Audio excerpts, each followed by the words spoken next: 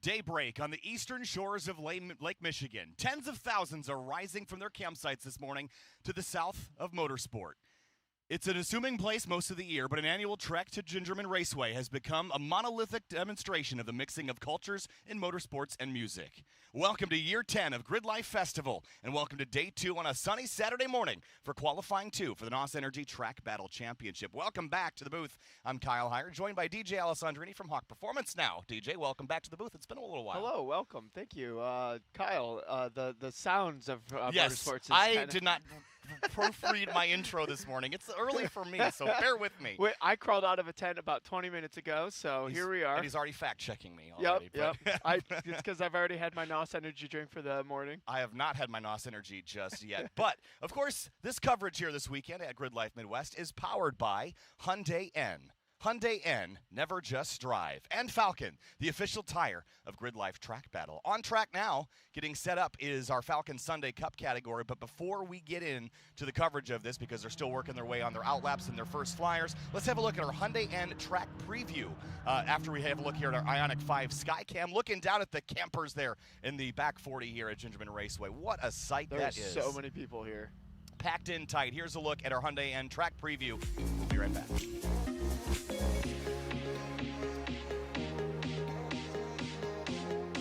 Here's a look at GingerMan Raceway. 11 turns, 2.2 miles. The run down to turn number 1, a fast left-hander that will lead you into turn number 2. Double apex right here, DJ. It sends you up to turn number 3. That apex, it's somewhere over there, but it takes a while to find it. Turn 3 is a fleeting corner because there's like a pre-apex, but then there's an actual apex after. So if it feels like you missed it and then it comes back to you, you did turn 3 correct. Turn 4, flat out kink, then 5 and 6. That's a challenging combination. Let the car float out to the edge of the road. Between 5 and 6, tuck it in. And the run up to turn number 7, you're going to carry that right out to the left edge of the racetrack before tucking it in for the apex at 8. And then flowing through turns 9 and into turn 10. That's a fast section, DJ, where you're on balance there. Yeah, turn 10's another weird one. You're almost looking for the dirt on the inside of the racetrack, kind of where other cars are dragging a half a tire off the track. And then you let it carry out into that big concrete section on the exit and fly all the way down to turn 11, which, to my opinion, is the most fun corner on the racetrack. It's a pretty straightforward corner. It's a braking zone into a 90-degree right, but it is a fast one. There's a festival site. Last night it was crazy. It's going to be crazier tonight. There's a tiny truck floating around there at turn number 2. I love that. I put some effort into that one, Kyle, the crowd was bigger than that last night. It was bigger than that, and so I have to do it again. Yeah, we got next year. We got to upgrade that graphic. I think we do. But that is our Hyundai N track preview here. Of course, all of our aerial coverage provided by Ioniq 5. There is the Skycam once more. Look at that. Unbelievable sights from GingerMan Raceway, DJ. And, the crazy thing is there's still people showing up today. Yeah. There was still people showing up last night while the show was going on. So if you look at the basically the middle of your screen where all those white tents are, people were flooded all the way into there. So you can see the stage off to the right. The crowd went all the way back to like the back of those white tents, and it was like a thick crowd. It's absolutely crazy. But with that out of the way, let's head down to the racetrack now for this morning's on-track action. Of course, we've got our Falcon Sunday Cup category on here for NOS Energy TrackBattle Championship Qualifying 2. So they set some times yesterday, DJ, but this is an ideal time for setting quick laps. Morning sessions, it's cool out there. You're going to find somebody as a slipstream with and get the quickest lap you can to qualify yourself for that podium sprint. Yeah, the sun is low. The track hasn't been beat on by the sun all day, so this is the prime opportunity to set some fast laps. I expect the laps that get people into the into the shootout later. This is going to be the session that they do it, and the thing is I don't have secret knowledge. All of them know that as well. Yeah, again, every year we've come here, the morning session on Saturday is really the best opportunity to lay down a lap. And the reason why it's ultra important is because our point system now really rewards making that track record. You're going to get an extra point for running a track record. You can lose the podium sprint later and still keep that point. And when your year is set by your best 4 rounds, you could have drivers win 2 and another competitor win 2, and it's all going to come down to how many records you have in the season to determine the champion. Yeah, all right, so who's holding the record right now? So the record was set, I think the record was set last week, actually, rev up by James Smith in the 130. That's the Acuity Gotcha. bit. So to break that record here this weekend might be a little trickier because the track conditions won't be quite as good in general. But there is a record on the table, and James Smith has it so far. Gotcha. Okay, all right. So the rev up was an official round of the Sunday Cup.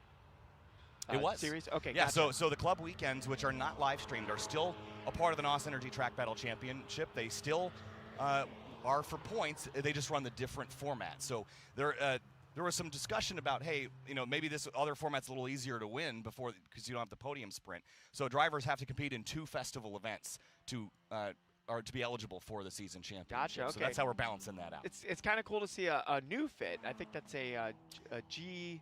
Oh man, what are they called? I don't know the generations of GD? them. GD? That sounds right. GE? Well, GE is my generation of fit. Gotcha. Okay. No, GD is the first gen. Oh God. GG? GK. GK. That's what GK, it is. Yep. All right, we got there. Here's the 133 car on track right now, and as far as I can tell, my race here timing isn't up. We're working on graphics. Oh, that's the Dilly Dally team, I think, working their way through turn number 2. They were out at Watkins Glen, which was a very wet and wild weekend, I'll say. And the podium sprint, even in the rain, was pretty sketchy, even for these cars without a lot of power, DJ. The amount of cars that finished that event shiny, though, is just a testament to the level of driving here at GridLife. Honestly, for how treacherous and tricky those track conditions were, everyone did awesome. Yeah, and we got away with it. We did have an accident, though, in a Sunday Cup earlier in the weekend. I think it was one of the qualifying sessions. So we did have an accident. It's just those track conditions were so treacherous. Everyone's just happy that the track is dry this week. And no matter how bad the conditions are on the pavement, at least it's dry. Was that the weird one where somebody spun on a straight, or was that a different one? No, that was one at the exit of turn 10. Oh, gotcha. Okay. And they touched curbing, which was the no-touch zone. Oh, yeah. So that'll get you here. But look at this shot here. This is at the exit of 10B, and we're tracking through turns 8 and 9, DJ. We've never had this camera shot before, and I like this because this shows that high-load turn 9 where you're really balancing the car on the edge here.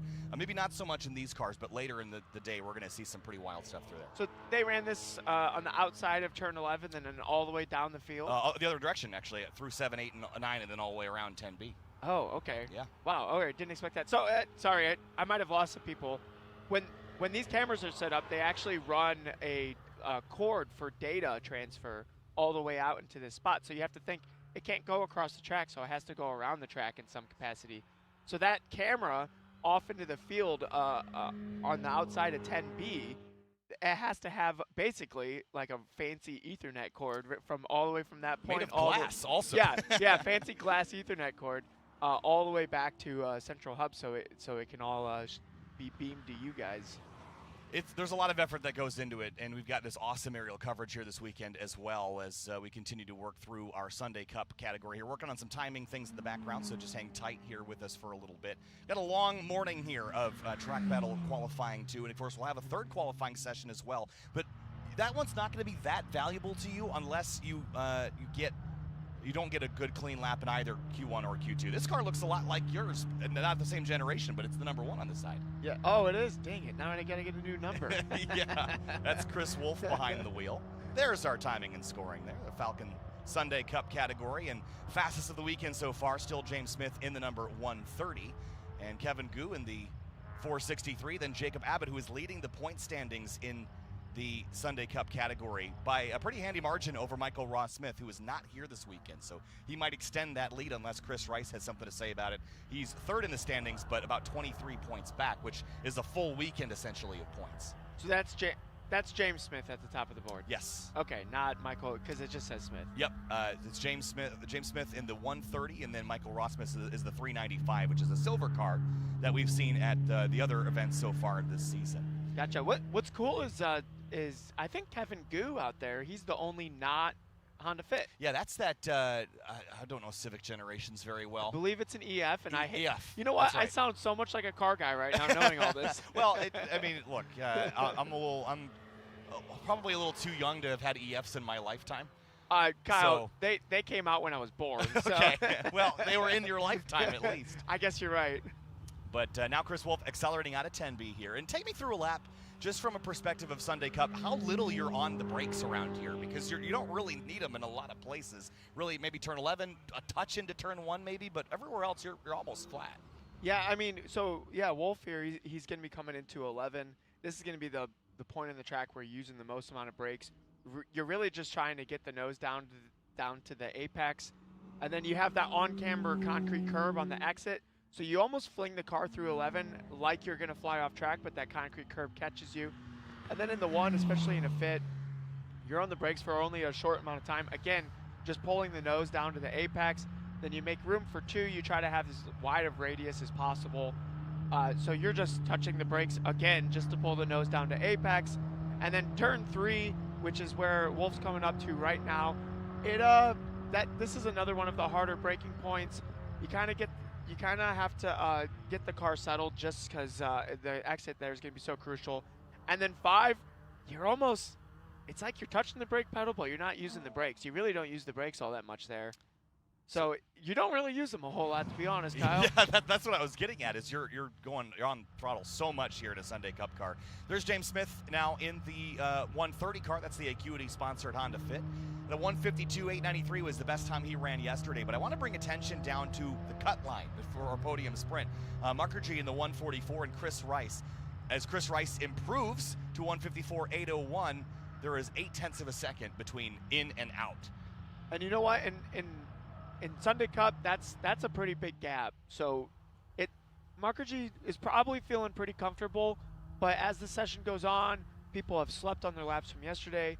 It wouldn't be that impossible to find those 0.8. And also, we don't know what the stories are of everyone in this chasing category. If they're having mechanicals, if they were dealing with like a bum tire, or some outlying circumstance that was causing them to run slower, and now that could be fixed, and now they're out there running laps. Well, Chris Wolf is the one I'm looking at. And number 1, he's out there actively on track, and while he's a little off pace now, he has not been historically. So if he gets up into this top 5, it would bump Mukherjee out, and then the cut line would be 0.03 of a second. That's true, yeah. So Mukherjee, I believe he just got a Honda Fit. Yeah, this is a new thing for him this season. And he was at a couple events earlier this season, I believe. So yeah, I've competed against Mukherjee in iRacing, but then also SCCA time trials in a class called S6. So Mukherjee's pretty good. So I'm surprised we're not seeing times improve, though, honestly, because these are still times from yesterday, right? Yeah, so they're preloaded with the times from yesterday, and of course, if they go faster, then we would see that. We've seen Chris Rice go green, yep, a lap improvement, but we have not seen much shifting or shuffling otherwise. Yep, and we're getting a nice camera view of some Club TR action. I can see Dana in the background. I'm trying to figure out who this is. Tight shot there, but of course we've seen it's an S2000. Maybe that is Matt Koval in the silver S2. He's been up in the mix. There you go. Yeah, I knew it was an S2000 from the shape of the dash. Oh no, I am a car guy, Kyle. But across the line, does anybody else improve? It doesn't seem like it so far. I also wonder in the morning sessions, again, the track is freshly blown off, but perhaps there's other track conditions that we're not really factoring in. Just dust, debris, dew. I mean, it is a green track as well, so maybe by the we got a car acting like a walrus. Now this I wonder if this is the 488 of Dietland. He's got one of the blue Honda Fits. It's a little hard to tell here without a windshield number, but looks like he was on his way to building a sandcastle. Yeah, over there, yeah. He dug in pretty deep there at the exit at turn number 11. So, but again, you're trying to push, and that's a corner that if you push, there are consequences. There's a lot of places around this racetrack that you can step outside of the boundaries and be okay. Well, normally if you go wide and you end up there, you kind of like skip and hop like your way out of it. Yep. So I'm not sure how he ended up being parked there. It makes me think that maybe there was a mechanical or something, and he pulled off track to not put oil down on the exit of one of the trickiest corners of the racetrack. Right. It is a challenging corner if you get off there in the dirt to get back on as well. It's a bumpy sand trap over there, and they have They have a new sand trap down at 10B, and all the drivers were told go straight because if you go in there sideways, you'll get yourself turned up and over. Yeah, you might hear some more about that in Q3 with a special guest announcer coming in. Yes, we have Pete Lindbergh joining us, and he has some firsthand experience with that sand trap down there at 10B. He'll probably have some words of wisdom. Yeah. Do this when you have an accident, but. They're going to send out the safety trucks to go extract this car. And if we can get a look at the side, I think it is the 488 that is down there. No. We got to commentate the crew pulling the car out of the. Oh, they're doing a great job. They're jumping out of the truck. So he is James Smith is rolling in now, and still the top seed there in qualifying too. So we'll see. Yeah, honestly, really surprised that there wasn't a bunch of improvement. When were those times set? Were those late yesterday? Late yesterday, so like one of the last sessions of the day. Yeah, the Q2 or Q1 rather was kind of late in the afternoon, so the track temps were cooling off. I don't think it actually would be all that different than right now. Yeah, I mean the sun was getting lower, but you have that difference where the track, it's like sub-core temperatures had time to cool down throughout the entire night. So you would think this would be the better conditions for the fast times. But, I mean, Sunday Cup showed us that maybe yesterday was the prime condition. You know, tracks are fickle and weird. I remember, I believe it was last year, maybe it was the year prior, but I remember there was a specific event at GingerMan where the test day before, everyone was running like, in GLTC, everyone was running like 38s. And then we showed up and it was like the fastest time was like a 39.8. Yep. And the other thing that can affect the Sunday Cup cars probably more than the other categories is just ambient air temperature and that amount of power that you make. So if the ambient air temperature is slightly more than it was yesterday or even slightly less, that'll shift your power output by enough to make a difference. Especially with a fit. Yeah. I mean, it's just all gas time. Like as we talked about when we were talking about the hitting the brakes, the brakes don't care. Yeah, you're in throttle like 90% of the lap. There was a car out there yesterday with a roof rack as well, and I had with me Adam Nielsen yesterday, and they had discovered with James Morgan's Honda Fit that's worth about 3 to 5 miles an hour, just the drag from that roof rack. I bet. I mean, if you lose brakes, I bet if you stick your arm out the window, you'll get some slowing down. Yeah, certainly. Oh, there's Chuck. Oh, 6 more weeks of winter. Is that a groundhog? I mean, is that a rat? I don't know. Or is that a ferret? Look how long its body is. Oh, it is a ferret. What is a ferret doing out here? There's 2 of them, they say. There's not a ferret. There's 2 bodies there. Where are we? Well, I don't know where one body starts and the other one ends. Well, I see the head, but... Can we zoom this shot out? I want to see where this is on track. Oh, okay. This is at 10B. There. We are in their natural habitat. Yeah, that's for sure. Yeah, that camera guy's hanging out with them. Yeah. Don't let him turn around. Oh, boy. You know, the wildlife here. Wildlife does damage to cars, man. It certainly does. Like, look at it. Well, maybe not that splitter. Look at Dana's splitter. That thing looks beefy. So, and this is a new one. Or at least one that he recovered, because when he went out on Thursday night, he ripped that thing off in like 2 laps. Okay, maybe it's not as big. Did he rip it off on a groundhog? Hopefully not. I hope not. Well, it probably would have done more damage to the groundhog, if I'm being honest. Yeah, that's true. Well, can anybody in the booth that is more inclined to nature, can they tell me what animal that actually is? I think it was a groundhog. Is it a groundhog? Yeah. I know from my working on golf course days, there was groundhogs everywhere. Okay. Yeah. There's John Raymond checking for helmets that are tight and seatbelts that are on.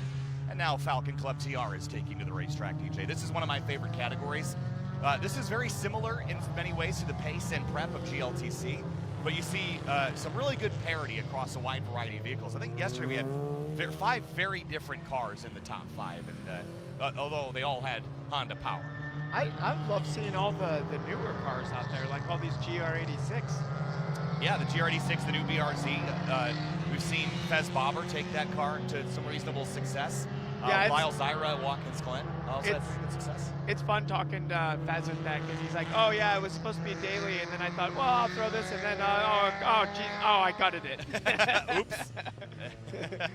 It's crazy what competition will do to you. You're just like, oh, I'm not going to touch this car, and the next thing you know, like this comfortable street car is now like your primary track car. Yeah, there's Mario Moroni, who won at Carolina Motorsports Park. Our Falcon Club TR leader is Dana Basinski, 52 points over Mario Moroni, and then it's the Dead Boys, Jason Wynn and his FRS, who is, I don't believe, here this weekend. Not seen him on track just yet. We also have a sound engineer with us this weekend, DJ. We have a lot more trackside microphones. We're getting a lot more sound, and I love that. I noticed that. Yeah. That's a really good improvement. It really feels good. It's not something you think about when you're watching it, like, oh, I need more track sound. Yep, but it adds a different dimension. It does. It gives you more of the impression that, like, hey, I'm there experiencing the. You know, when we're eventually racing electric vehicles, Is it just going to be like a bunch of whoosh and like whirly sounds? I think you just put EDM music over it. Can you imagine the car driving by with like ooch, ooch, ooch, ooch, but with like a Doppler effect as you go down the straightaway? I was trying to think of how I'd do that, and like my mouth's not coordinated enough. 30 minutes. Well, you after saw how waking up. mine was this morning, south of That Michigan was or your whatever. that was your reading muscle. Yeah, that was not going so good. Well, I wrote it wrong too. Oh, that's right, you did. Yeah. So Grant Davidson leads the way. He's in front of Evan Weeder right now. The Acuity car's out in front of the Falcon Club TR pack at the moment, and they head through turn number 3 on their first flyers of the day. And this is going to be an interesting one because these cars, front and rear drive, how does that change in terms of the track conditions? Is it going to affect one kind more than the other? No, it won't affect. I mean, no, the balance of the cars would stay the same. Really, especially at GingerMan with the way that the rules of this class, because you have restrictions on the engine, the less parasitic loss you have from the drivetrain, just the more straight line speed you're going to have, just because the restrictions on how the engines can make power. So, like in both of these cars that we're seeing right now, it's probably K20s or K24s, right? Yep. But then you have the S2000 behind. It's either the original engine that came in the S2000 or a K24, which they're going to make roughly the same amount of power. But the front-wheel drive cars are going to have less parasitic loss. So like at a track like GingerMan, where it's really point and shoot, the front-wheel drive cars, at least in the point and shoot aspect, are going to have a bit of an advantage. Now, when power is equalized, I think front-wheel drive cars tend to have a disadvantage at GingerMan, just because you're relying so much on you're relying so much on that front left tire that it tends to get just overheated, oversaturated.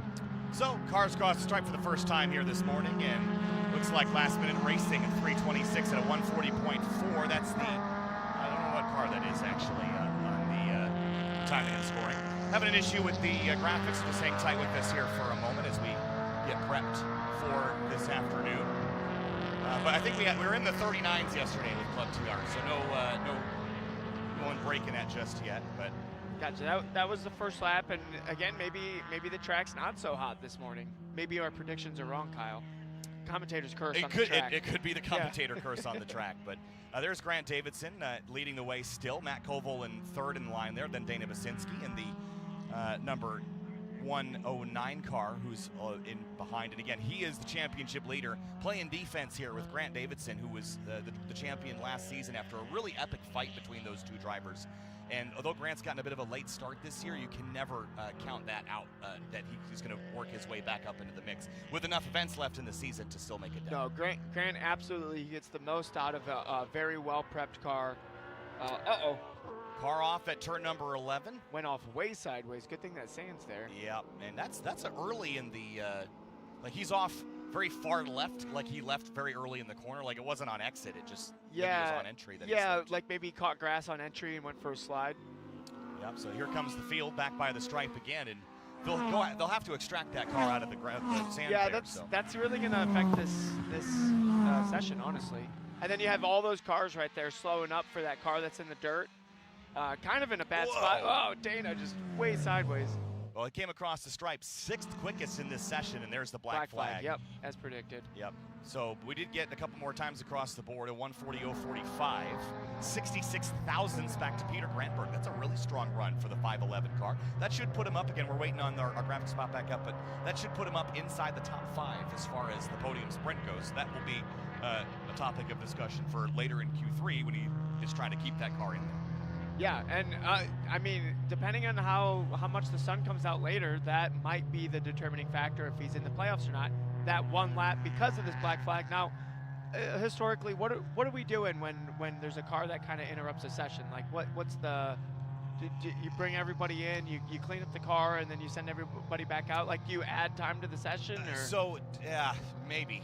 Depends on, again, we're before lunch, so we have a little bit of time to play with this morning, but they're going to get a shorter session now. That's just the reality of it, but they're going to give them at least 1 or 2 more laps of opportunity. But everyone did get a chance for a flyer, so maybe, or 2. So if we have to spend a little extra time, they might just checker this session. So we'll see. We'll give them some opportunity. Okay, but, I mean, as long as they get 1 more lap, like really, realistically, with just the modern street tires, it's like the 1st or 2nd lap. most likely the first, where that's going to be your best chance at a fast time anyways. After that, they kind of get saturated with heat. They start to fall off a little bit. You're not going to get like a peak lap time. So as long as they get one more lap, then they can get it done. One thing that surprised me, Kyle, was how close everyone was following with each other. Very close. Surprisingly close. And we saw this yesterday, too. They didn't spread out like I thought they would. They have a whole racetrack. Yeah, but it is a busy track out there. There was, how many cars? Like 25, 26? 26 went out there. So, how long is GingerMan? Like 2.2 miles? 2.2 miles, yeah. So, 2.2 miles, 26 cars. There should be like a couple 100 feet between every single car. I'm not a mathematician, no, but... And at Watkins Glen, we saw a lot of slipstreaming there because it's valuable there yes. for cars like this, but here, not so much. So, I'm a little bit surprised by that. Yeah, look at the path that this car took into this sand trap. It went in very sideways. And then he, ripped the e-brake at the end. Yeah, so I wonder if... you always wonder about brake failure or a boiled fluid or something. Let's point out, whoever's raking that... I almost called it a bunker. Whoever's raking that sand trap there, it looks great. Par 3 over there, I think. Yeah. You see somebody trying to hit hit their ball out of the sand trap. I'm golfing over here. Yeah, are you a golfer? I'm not a golfer. No, not at all. I grew up playing baseball, so golf was always a really foreign. Look at that! Is an art. You could put that on your wall. That is a piece of art. It looks good. Wow. How did they get all the little dimples too? I don't know. Oh my God, we're gonna need we wrecked it clearly. All right, we're gonna need a GridLife YouTube video of how these sands are raked. The sand did its job there. It did do its job. And that is the 142 car that is stuck track side, which the 142, did he cross the timing and scoring stripe? Oh, it's Mr. Johnson over there. Ah. Well, hopefully everything's okay with it. I mean, the car looks fine. Looks fine. It makes me wonder, how did you end up over there? I could see maybe grabbing grass on entry. Even the splitter looks fine. Honestly, yeah. I think he got away with one. He's just dug in there pretty deep. He'll need to tow out. Yeah, it looks like he did try to drive out a little bit, huh? He gave it a shot. You ever see, in Formula One, they get stuck in, 1 inch of sand? Well, in Formula One, it always bums me out is if you get stuck in the gravel, they make you stop. That's it. That's the end of your race, yeah. So if you can get through it, I kind of like that, there's a little extra motivation. I like it when it's like, hey, be perfect. Hyundai and Ioniq 5 Skycam giving up these top-down shots. Showing us the bunker skills. Yeah, it is really a good job over there. And I also noticed all the curbing around here. They haven't painted it all the way like I would like, but it is striped now, so there's a little sensation of speed. All right, GingerMan, you got to be watching this. All right, you listening? I want Chungus curbs. We need like the big sausagey fat curbs where your car's popping up on 2 wheels. Give me some FIA rumbles. The ones that are like the plate style. I know Kyle aligns with me on big fat Chungus. Give me curbs. Let's see some airborne cars. Yeah, let's send some cars to the moon. Let me scrape my underbelly on those. Oh my God. I love curb. At Watkins Glen, we had the Hyundai Elantra N out for our Hyundai N track preview out there, and I told Greg, I go, we're not going to be doing 100%, but I am taking the curbs in the bus stop. Yeah. We had 600 pounds of dude in the car. Yeah. And we just went off into the bus stop and boom. You're just like, we're testing out these bump stops. Woo! It was so fun. Let's actually have a look at our Hyundai N-Track preview. This is the long version that we didn't show you earlier. It's a bunch of my dumb face and Mike Kohner, pace car driver, but have a look at our Hyundai N-Track preview for GingerMan Raceway.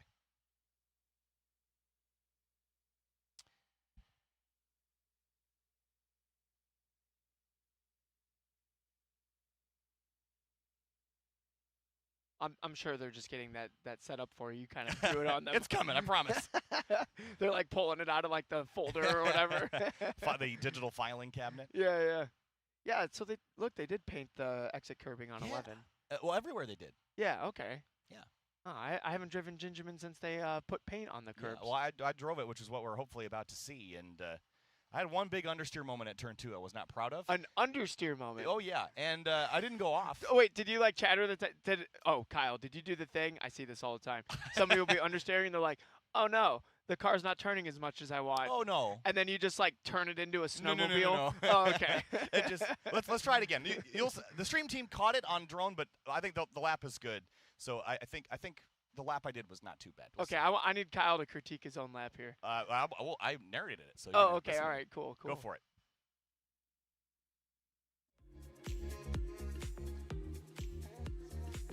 And welcome to GingerMan Raceway for a Hyundai N track preview at the 10th annual GridLife Midwest Festival. Kyle Heyer, joined by our pace car driver, Mike Cohn, who's got a lot more experience around this track than I do. Mike, this track built in 1996, about 2¼ miles or so. And this is our home track. It's great.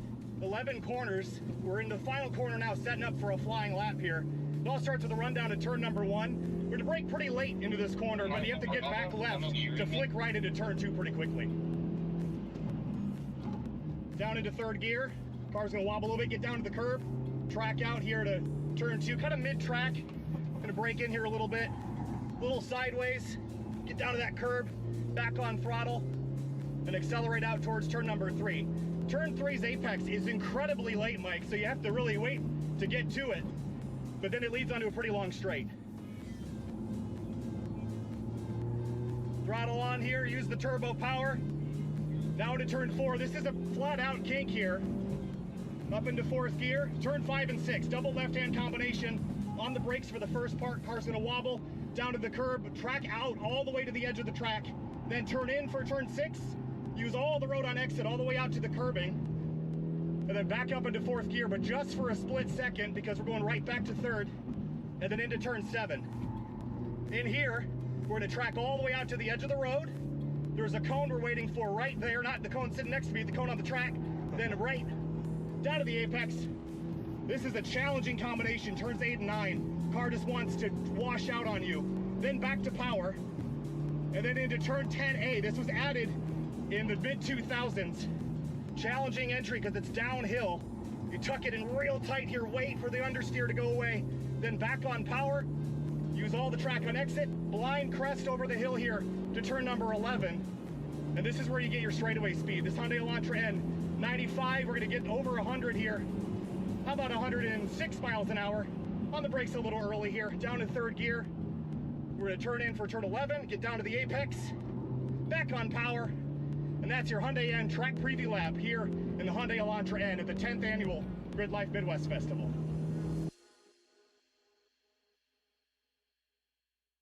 That is a sensory overload, DJ. I had 3 laps to get that right. I was going to say, how many takes did that take? Well, I took 2 laps to warm myself up, and then one take. But wow. It is a lot. Kyle, honestly, bravo. Bravo. Hey, look, you can see the fear in my eyes. Yeah. And you were a little out of breath at the end, but that's because I don't think you breathed the entire lap. So. It's just a lot. Kyle does circular breathing when he's announcing. Yes. I have some experience on track, but I'm not by far the most experienced person here. So when you're forced to run a lap online and talk about it, at a track that I haven't really driven at in a year, it's a little intimidating. Yeah, so I think you did great. I was thoroughly impressed. You should be proud of that, Kyle. And honestly, the Hyundai Elantra N really makes it easy because it's got auto rev match on the downshifts, and I got little tiny baby feet, so I can't heel toe that car very easily. But the auto rev match is spectacular in that car. You just hammer the brake pedal, throw the clutch in, and it vroom, right. I've driven cars like that, and it feels. It is nice, but it does feel a little bit like you're cheating. It is cheating, but I'll gladly cheat if it means I'm not going to break. I mean, look, I gladly let the car cheat for me too, but it's just it does feel a little. It feels like you're getting away with something. That's what it feels like. Yeah, it does. Yeah. But the other thing is that turbo car, there's a lot of power under the hood, and it didn't even break a sweat with temperatures. They were rock solid steady for all 3 laps. It was really impressive. Dude. Hyundai with their N line is like absolutely killing it. Like those are like legit fun cars. I drove a Veloster N probably like last year at some point, and it was a 100% stock. It was the most stock front wheel drive car I think I've ever driven. Yeah, it was just playful right out of the gate. And I was a little too scared to use all the brakes, but I could use some Hawk Performance pads in that car at some point. So we'll have to have a little conversation. Anyway, we're back on track now. Here's some lap times again. And there, by the way, that's Kevin went behind the wheel of that CRX that just went by your shot there. Kevin, in the past, has been our timing guy. And Kevin this year said, I don't want to be timing guy. I want to drive my car. And so he's driving this weekend, and we're all thrilled that he gets to experience it. You know what, Kyle? It is a little hard working the thing when you're used to driving the thing. So I bet when you're working the thing, even if you're not normally driving in the thing, you're like itching for it. Yeah, I think it's great to see him on track. He had a blast yesterday. Didn't get a good representative lap in Q1, so he's going to give it a go in Q2. That car makes about 125 horsepower, so he's a little outgunned here. All right, he's going to give it all he's so got. we're starting our first flyers, right? Yeah, this is Neruchetti behind the wheel of this car. The drain bolt backed out of this thing in practice on Thursday. Oh. And came in smoking wildly and put oil back in it. I was going to say the drain bolt for the oil. Oh, yeah. I heard oil's important. It is important. It does happen to be important, but he probably packed it full of Valvoline and put it back on the racetrack, and it seems like it's fine. So. Okay, yeah, I mean, so far it seems, as he pulls off. Well, he's letting by Mario Moroni, who's no, going on by. But as far as this weekend goes, though, Peter Granberg, a really impressive lap in that K-Swap BRZ, and he's got a new livery with the K-Power logos on the side of it here this weekend. Matt Koval, again, very impressive in his S2000. Davidson at a 140.375, and Dana Basinski down in 6th place in this session. Then Fez Bobber. Look how competitive this is, though, DJ. There is, how many cars? 9 cars within a second and a half. Gotcha. So the timing right now is Showing not the just big session. slide. Whoa, is he gonna Mario! hold on to it? Oh, no! Oh. Hang on to it, buddy. Get it woe down. Block those Honestly, brakes. he did Nice a good job. job mowing that down. Yeah. That was a wild moment. That, you know what? That looks kind of Max Verstappen-esque. It did. And he got it first stopped there. And I didn't even hold up anybody's lap. At least, oh no, there's a traffic jam behind him. Yeah, but good save there. But Mario's had a couple of spins this season. He leaves it all out there for sure. At CMP in the podium sprint, he went for a slide. He went for a slide in turn 1 at rev up. There's a great photo of him coming in 90 degrees sideways into turn 1. Yeah, the rear of the car through turn 8 there just was not holding on. He did a great. He pulled into the pits. He's like, all right, we're done. Well, you have to self-report after a 4-off, otherwise your subsequent laps will not count. So that's a good heads up on his part. To do that. As far as our lap times, just keep everybody abreast of where we're at because we don't have our comparative timing here. The best time from yesterday was Grant Davidson at a 39.9. Then it was Evan Weeder at a 140.3. But look at all the cars that beat that this morning. Granberg, Koval did. So as of now, the top 5 is going to be the 326, the 511, the 20 of Matt Koval, and then it's going to be Evan Weeder. And then Dana Basinski at a 140.4 after Weeder. So that's your top 5. What car is Evan Weeder? He is in a EG Civic. It looks a lot like Eric Cattill's old patch. Gotcha. I used to autocross against Evan. Yeah, he's right there behind Grant. Yeah, cool. But Davidson's still not at his fastest. So again, you're only going to take your best time into podium sprint. So a 139.912 is about a couple tenths quicker, 4 tenths quicker than he's gone today. So the only concern there is why did you slow down this morning, and is that going to affect you in the podium sprint later when you're competing again and you only have 2 laps in the podium sprint to lay down your best time? I think, but everyone's slow. Everyone's slow.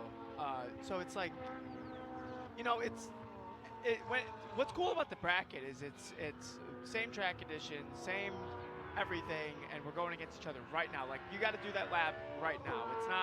It's what the lap you did before is completely irrelevant once you're in the bracket. Right now, everyone's fighting to get in the bracket so they can have that fight against each other. The pressure's on. It's honestly, when the pressure's on and it's telling you, and the competition is saying, hey, you know that thing that's hard? Do that right now. That's a good competition, in my opinion. Davidson, a 39.6, 3 tenths better than his lap time from yesterday. Okay, so he extends his lead. He does. And also, Last Minute Racing and Peter Granberg both picked up a second from yesterday.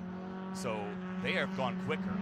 So now drivers like Dana Basinski, those are the drivers I'm worried about. His best time was a 140.4 yesterday, and that might not be good enough. Fez Bobber goes to a 140.0. That's a strong lap by Fez. He was not in the top 5 yesterday. He will be now. So that puts him second overall, It's going to put him second overall. That is a really impressive time.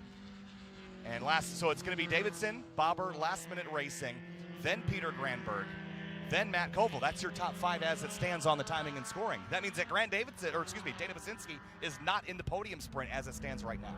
Oh, gee, that's an upset. Dana is always a competitor. The thing is how do you know, right? You're on track. You have no idea how fast someone else is going. You're going to get off track in Q2, your best opportunity to go quick and see, oh man, I'm 6th now. I don't know, Kyle. People are trying pretty hard out there. They might have radios. Ooh, big slide there by Koval in the 20 S2000. This car very well set up and currently clinging to a top 5, but that means that your cut line is after yesterday is It's the 140.128, correct? It is. That's the top 5 time. But yeah, so they all went faster this session, as predicted. I wonder what was going on with the Sunday Cup. Maybe just green track. Green track could have been the case there, but down into turn number 11. Checkered flag is out here for Club TR.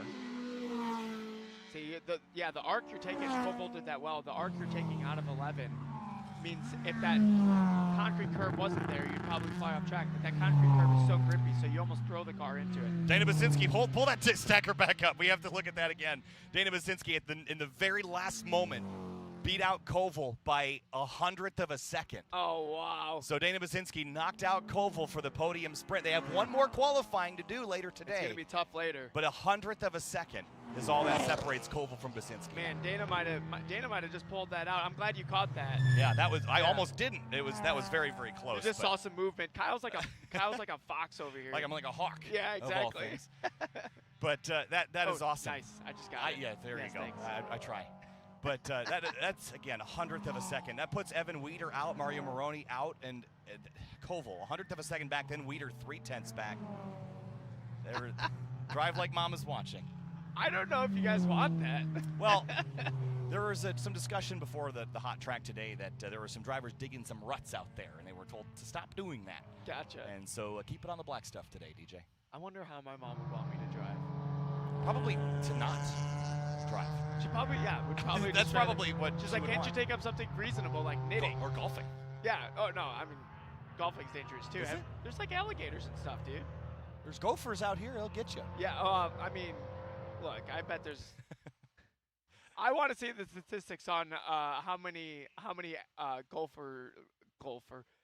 gopher-related deaths are for the year. I'll bet you there are more than sharks. Production booth, can you pull up that statistic? They're not going to pull up that and display it on the screen. I want it right. Go for it. I'll Google it. Go for it. Hey, he's still there. Go for attacks. Go for attacks. 2023. He's not as long as. Oh my God! Google it's an event. It's an event. 17 years running. It's longer than GridLife Midwest. Go for Attack 2023. Where is it? What a free plug for them. Well, that sounds like a European thing. Oh my God, their logo is outrageous. It's in Canada. Okay, never mind. I said European thing. Canada makes way more sense. Go for Attack statistics. What? Like it's baseball? No, there's nothing. See, look, the fact that Google didn't just pull up something right away where it's trying to talk at Kyle means that gophers are animals of peace, not war. Well, I dare you to go over there and pick that thing up with your arms. I'll get attacked by whatever's living on it, not the gopher itself. Oh no! Look at this graphic. Oh boy. Oh no, gopher. Oh, that's a dad joke. Oh. Sorry, whoever wrote that. I didn't mean to rip you just now. Well, it is Saturday morning here at GridLife Midwest, the 10th annual GridLife Midwest Festival. We're having some fun up here, qualifying too for the NOS Energy Track Battle Championship. Been an interesting day so far. We've had Club TR get incredibly close here. Next up is going to be our Street and Street GT categories, and this is where the horsepower starts to stack up a little bit. Yeah, a little bit of lack of aero, and just a bunch of power. We got a C8 Corvette on the very left. That's Andy Vogel. And then Alex Arteat. He's in that, I believe that's an M4. And then that Evo would be in Street. Trying to get the classes settled in my brain. Yeah. The Evo must be killing it if he's that far mingled into the Street GT classes. Well, they're rolling now. He was the quickest yesterday in street class by 1.2 seconds over Tony Barber. So gotcha. Tony Barber's driving the Tesla, correct? Yeah, he's driving the 333 Tesla, and he is currently the points leader in that category by quite a margin. Well, actually, quite a margin, I say. 1 point over Josh Halka, but Josh Halka's not here. That is quite a margin. That's extraordinary on a different level. Yes, it is so close. But it's over Richard Cho, who's also not here. It's 14 points. And then it's even more over Nathan Brown, who is here, who's got 28 points. So his lead this weekend is large because there's no one else that's near him. Oh, gotcha. Yeah. So this is looking good for his championship season here. It is. So cars on track. And then as far as Street GT goes here in the championship running, it is Andy Volkel in the C8 Corvette that's at the top of the board there as we take a look at our Hyundai and Ioniq 5 Skycam. Chasing the cars here on their warm-up lap. Brandon Hodge, Jackie Ding, Keenan Prusink, Kyle Magnuson. 3, 4, and 5. Jackie Ding, 2 events so far, one at GingerMan a couple weeks ago and a second at Watkins Glen, but no wins for Jackie Ding yet in developing this new M2. What has he changed on it since Watkins Glen till now? As far as I know, they're literally just on tires and brakes at this point. Wait, he didn't even have brakes at Watkins? I think he did that initially. Oh, okay. But as far as I know, it's pretty stock. I also have been told it's not going to be stock in the future. Well, very far from it. Yeah, I don't think does Jackie own a stock anything? No. He's probably modified his dishwasher, so. Hey, there's Ito Waxman, and you were actually over there helping him out yesterday. He was a second faster than Jackie in Street GT Q1 yesterday. He is on it again, DJ. Yeah, I got to drive his car a couple weeks ago, and I noticed that the clutch didn't feel like it fully disengaged the transmission, so there's an adjustment on there. Man, Ito's doing such a good job of using all the racetrack there. So there's an adjustment on there where it actually changes the throw of the clutch. So we think we got it to where it fully disengages the engine from the transmission, so that the shift should feel a little smoother, and since now the bite point is higher in the clutch, then the shift should happen quicker as well. He's very comfortable on the edge. We saw this at the Glen. We're seeing it here. He can hang this car out and still extract speed. It's very slippery, but it doesn't have any aero. Not a lot of Street GT cars can have aero, but that C8 Corvette, a couple cars behind him, has a lot more built into the chassis than this car does. So you're relying almost entirely on mechanical grip, and at the speeds he's going, that's not a lot of grip. Yeah, as we watch Ito dive into turn 10 here, I mean Ito is cut like true and true autocrosser, and as you see a lot of autocrossers make their transition into the racetrack stuff, you see that they're very comfortable driving at the limit, and Ito is no exception. What an exceptional talent that we have out here driving that very shiny silver Corvette. And throttling up out of turn 11, really sideways, ran over a cone, but he's going to keep his foot in it across the stripe. His best time yesterday, it was a 36.4, 35.5. Man, and you know, he lost. You know what? I want to say he lost time in the last corner. He definitely did because he didn't put down traction. But do you think he lifted? I don't think he lifted. Absolutely not. What a maniac. Kyle Magnuson goes second quick in Street GT until Jackie Ding does him one better. Jackie Ding's best time yesterday at 37.6, so that is a pickup by 0.2 for Jackie Ding. And looks like street class times, Joe Mielke in the 5:55. That is, I believe, a pickup for him. He wasn't even on track yesterday in the 5:55 car, so. Oh, he just didn't get a time yesterday, so that will put him top of the board in street class by 2 seconds over Luca Barberis. I was gonna say that's a street time, a 36.6. Yeah, that is. What is that car? I don't know. That's a great question. Does it say rocket ship in your notes here? It's a WRX. Okay, gotcha. So it's not a rocket ship. That is. It's a time bomb, probably. That is rapid. That is a pretty unbelievable time. Tony Barber, 2 seconds back at a 38.401. That would drop Barber a second from yesterday. Big spin. Whoa, Kyle Magnuson sideways right in front at 10 of Ito. and off into the grass. That was a big moment there, DJ. Yeah, good job on everyone avoiding that. But I have a feeling there's a lot of messed. Oh, and then the rejoin. Yeah. The rejoin could have used some work. That could have used a little bit of work. I'll be honest there, but that was some iRacing rejoin right there. And he'll be required to come in to pit lane to get that car checked out and to, yep, he will. If you do not come in, your times are deleted. So. Right, so I mean, all those drivers, Ito was on a cool down, but we don't know what the story is on everyone else that was behind.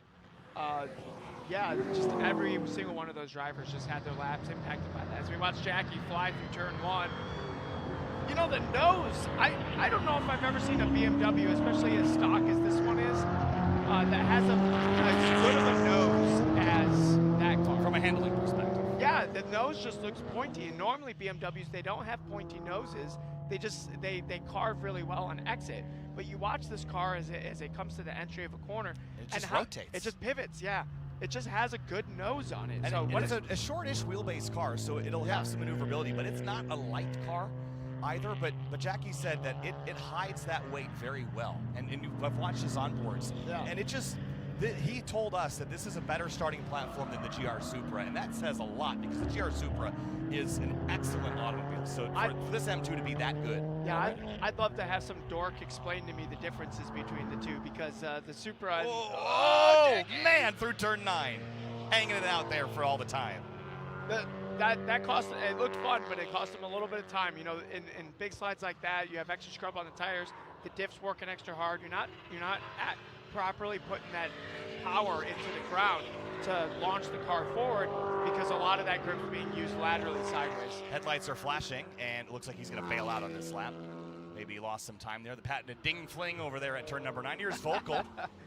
Is that an actual term? Yeah, I love it's a term. it. It's a real term. Yeah, okay. Here's Volkel. He was he's the points leader, but 4th fastest so far this weekend. 37.7 was his best time yesterday. Yeah, he got held up a little bit on the exit of turn 11 there. Yep, so the 37.7 is still his best on the weekend so far as qualifying goes. Now, I've tried to theory craft with Ido Waxman on like what the best car is for Street GT, and because I think the C8 is just so cool, but he is convinced that the C6, due to the tire that you're allowed to run, the amount of tire, the limitations on power adding mods, he thinks the C6 is the best power to weight and weight to tire for this entire class, and I would really like to see Vogel prove him wrong.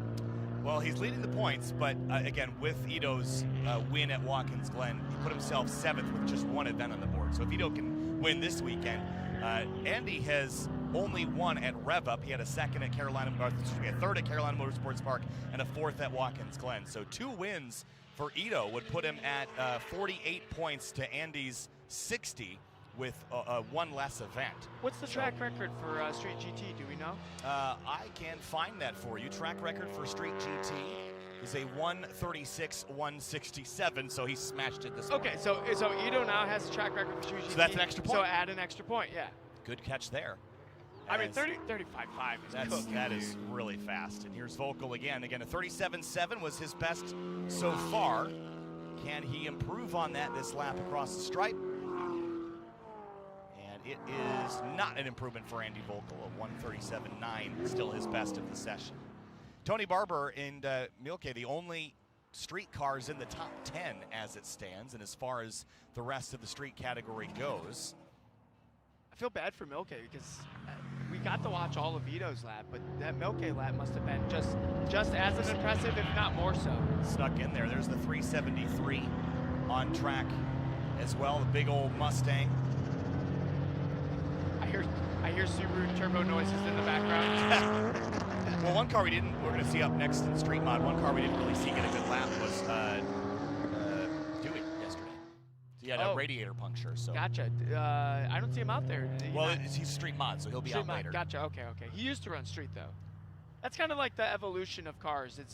Is as time goes on, you just make them more silly and more silly. They started as a perfectly fine automobile, and now they have been ruined. As you get ruined, as racing ruins everyone. Yeah, it's a blast. Charles Miller at a 138.999. That is 2 seconds faster than he ran yesterday, so that will put him solidly in the top 5. Eddie Siegel at a 140.807. Eddie ran 141 yesterday, so that's quicker for him as well. Patrick Doherty is out there as well, our awesome friend from Valvoline. Giving it a go in a basically completely stock Honda Civic Type R. Hey, those also have good noses for cars that are completely stock. He was almost in the mix at Carolina Motorsports Park as far as the podium sprint was concerned. He just threw tires on it? Tires, some Valvoline oil. Good to go. Oh, good to go. Yeah. Probably has some brake pads and fluid in there, I'd imagine, as well. But This car has a nice looking livery on it. What is this Mustang that we've been watching? So this is the 373 of Ben Smolin, who's behind the wheel, and he didn't get a representative lap yesterday. So keeping our eyes on where he lines up here. I've not seen where he's landed. A 1:48.012 is the best he's got so far, so still looking for some more pace in that car. It looks a little slidey right now, like he's struggling with rear grip. Yeah, I mean, we're like 4 or 5 laps in at this point. The tires are well saturated. Uh-oh, Dewey's walking over here. Come here, Dewey. We're in the middle of street and street GT. What's going on? Well, are you broken? Okay, so we just got word that Dewey is going to miss the best session of the weekend. Yep, and he looks like he's in a great mood about it. I was really confident you were going to fix this, so I've got DJ for this one. But be out there. Don't break more. But I figured you wanted some color commentary. All right, Eric Dewey DeWitt stopping by. Thanks, Dewey. Good luck. I told him, I said, if your car breaks, before the weekend even started, I said, if your car breaks, you can come join me. I didn't want him to have a bummer weekend. So that's commentator curse. Kyle's just out here cursing everyone. I was hoping by saying if you break to come join me that he wouldn't break. I feel like Kyle has mastered the commentary so much. He has like harnessed the power of the curse, and he can curse people at will.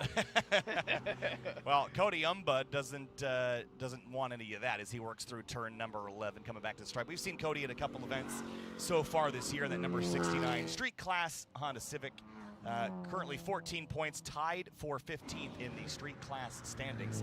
He joined us at Watkins Glen a couple of weeks. Is there any way we could get a replay of when Ito was hanging a half a tire off on the edge of 11? I should have asked for it in the moment. I'm not sure if they can go back that far, but I forgot about it till just now. Yeah, well, maybe the off-track moment for Ito, if we can grab that, that'd be dope. But if not, that's all right. There's the 124 car on track. This is a street class car. Damien McCann. We haven't talked about Damien at all. It's a Subaru Impreza. Making some great. This is the car you heard. Yeah, this is the one. I was like, I recognize this sound.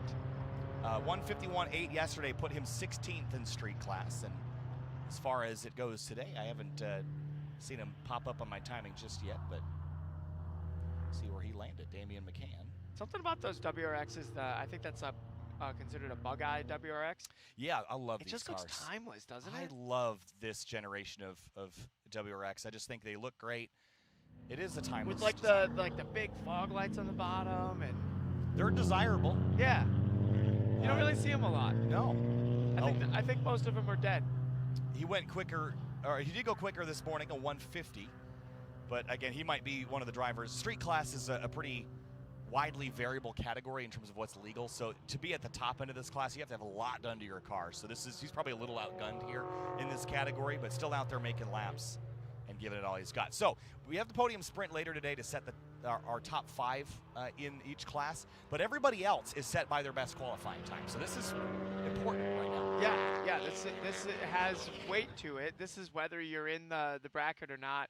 I think there's another session to kind of decide where everyone else ends up. The last dash is just one last opportunity to lay down your best lap time, but the qualifying times are also lumped in that bucket. Yep. So tomorrow morning, it's a good opportunity. So it's a morning session. It gives drivers one last chance to get out there if they want to stay until Sunday as the checkered flag falls here on TrackBattle qualifying 2 for Street and Street GT.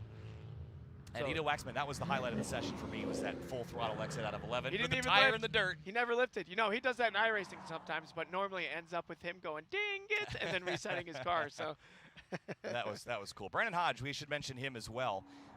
He was 6th quickest yesterday at a 38.5, and now he is going to be 2nd quickest in Street GT with a 37.2. Third. Kyle Magnuson was a little quicker yesterday in Q1. Gotcha. But that means that he's in. Well, Hodge is in, Waxman's in, Ding is in, Magnuson is in. For now, there is another qualifying session. We don't know exactly what's going to happen. It could be really cloudy and some cool air could blow in. So that was the other thing I wanted to mention is the weather. It's been great so far this weekend, but it is Western Michigan, and there are some chances for some precipitation later today, right around when the podium sprint happens. Yeah, my second time ever at GingerMan. I used to take for GLTC, I used to take my wheels off of my daily driver, and I would leave it on jack stands at home, and I'd bring the wheels with. It's kind of a pain. So I'm looking at the the weather for the weekend, it's like 0% chance of rain. I'm like, well, if it's a 0% chance of rain, why would I go through all that hassle to bring those tires? Well, I get to the racetrack, and Saturday comes around, and now it's a 100% chance of thunderstorms, and it was a night race here at GingerMan, and I actually went around the paddock on a scooter and was trying to find tires, and I eventually found tires from Jason Tipple off of his daily driver. So I took the tires off of his daily driver. We put his car on jack stands next to mine. We threw those tires on, and I went and drove around in the rain just because it said 0% chance. But as you said, it's a little unpredictable here just because we're right next to the Lake Michigan. Rain can pop up at any moment. Yeah, it's wild. And we saw a wet podium sprint at Watkins Glen, but that was a different kind of racetrack where if you step out of the bounds, you're going to hit something. Here, not so much. So you can push a little bit more aggressively and not have that risk factor associated with it. So if we get a little bit of rain, it should be fun to watch. But we're going to hope for dry conditions. I really want to see a dry weekend through and through. Even at CMP, we had varying track conditions all weekend. So. All right. Kyle, there is a wide variety of cars in this class. Street modified. This is one of our most popular categories. This is when cars still have to retain street legality, but the mods start to really ramp up. And at the pointy end of this, it's Mike Omick in a Subaru Impreza VRX STI. We had Jackie Ding in a crazy Super before, but there is a whole bunch of other cars out here. Seems to be a lot of smoke flying off the back of that car for an outlap. Yeah, that is a lot of smoke. Is that a Mustang, it looks like? Yeah.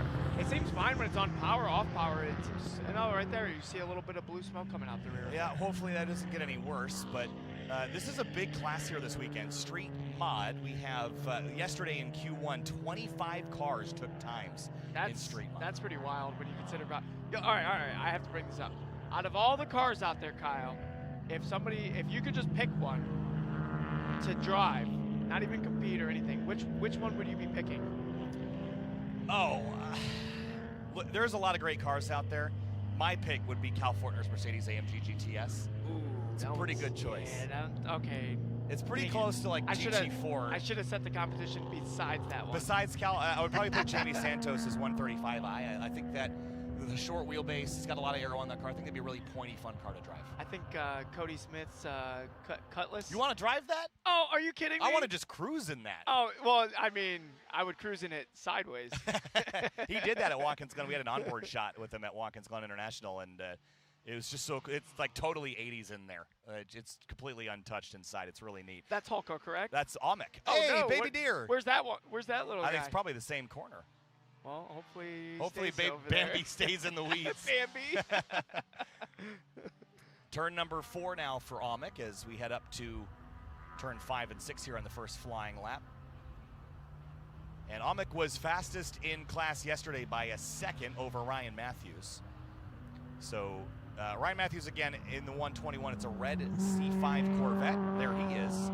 Was at Carolina Motorsports Park and had a differential problem in the podium sprint. Had the fastest lap of the weekend, but did not win the podium sprint. So he's looking for some redemption. Kyle McHugh in the Supra entering turn number 7 over there.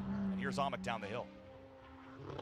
Yeah, he's coming into turn 10 right here with this beautiful long-range camera that we have. That's also the Bambi cam. Bambi cam TM. all the track there. Towards turn number 11, here comes Mike Omick. This is his first flying lap here. And again, yesterday his best was a 1:32.517. So if he matches it, we should see him go right to the top of the board in our Q2 qualifying here.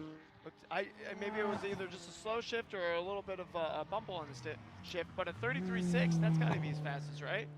No, it was a 32.5 yesterday. Gotcha, okay. And a 33.2 for Ryan Matthews is a pickup by a half a second.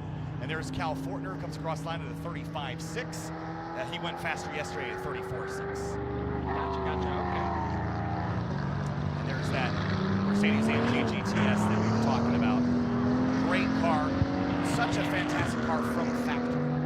Yeah, I bet the view inside, because the hood's so long, and you're like so close to the rear tires, it's probably quite the joy to drive. Yeah, this is the bi-turbo V8, by the way, which is the same engine that's run in the GT4 car.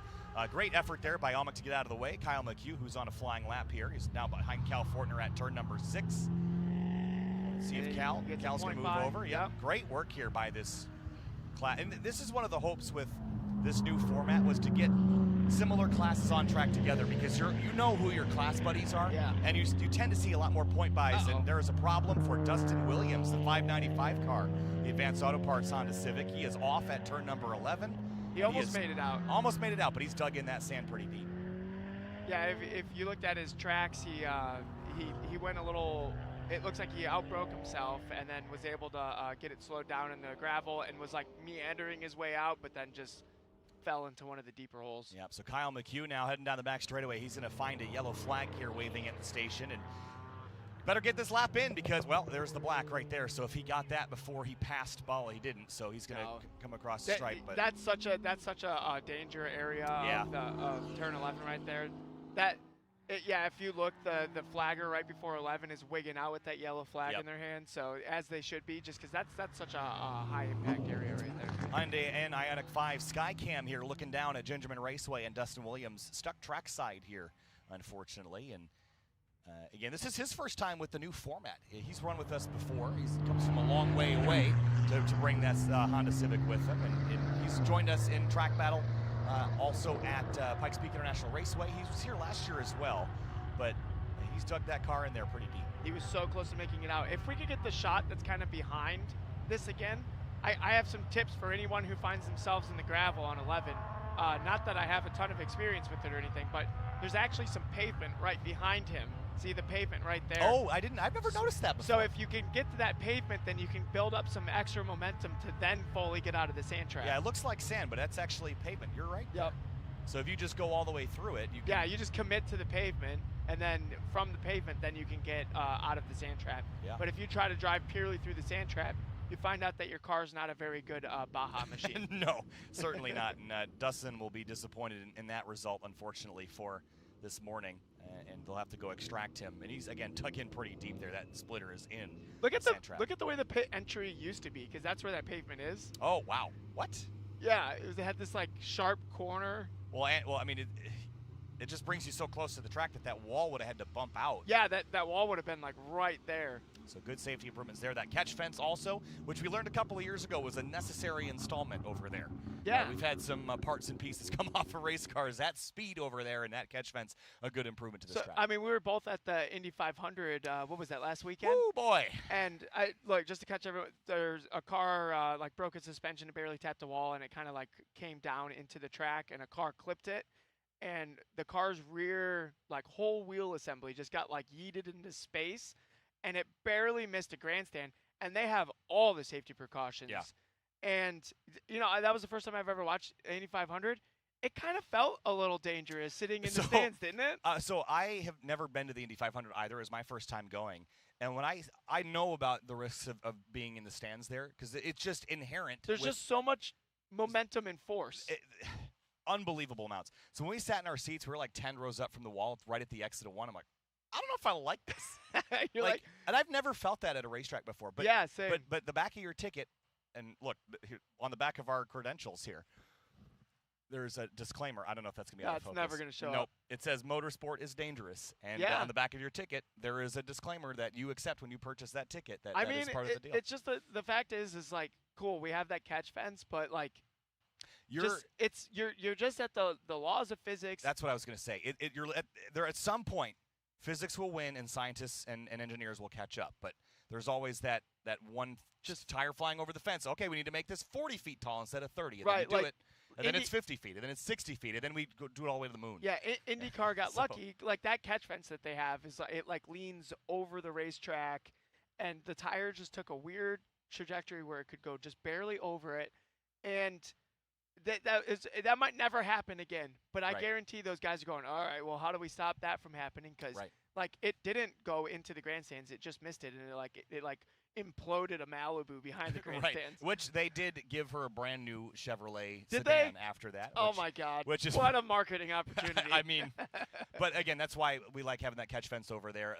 The photographers weren't super thrilled with it initially because that was a popular photo spot. Yeah, it was really. But in the name of safety, I'm all for it. Yeah, because people watch. There's a little hill up there. It's a great place to watch the action from. You can see turn 4, turn 5, 6, all the way to 8-ish, and then you can see all the way down the back straight. It's a great spot to watch right there. So crowds tend to gather right there. So we'd like to keep the car debris if somebody does have an incident to the racetrack. Yeah, let's have a look at some replays from earlier this morning. Oh, yeah. Have a look at some of the action moments from so far. Here's a look. This is Mario Moroni. Real big slide through turn number 9. He almost had it saved. He almost had it. Once, twice, thrice, and around it went. Yeah, those EGs, it's not power steering in there, so the wheel probably really just got away from him with those big, meaty front tires that he has on there.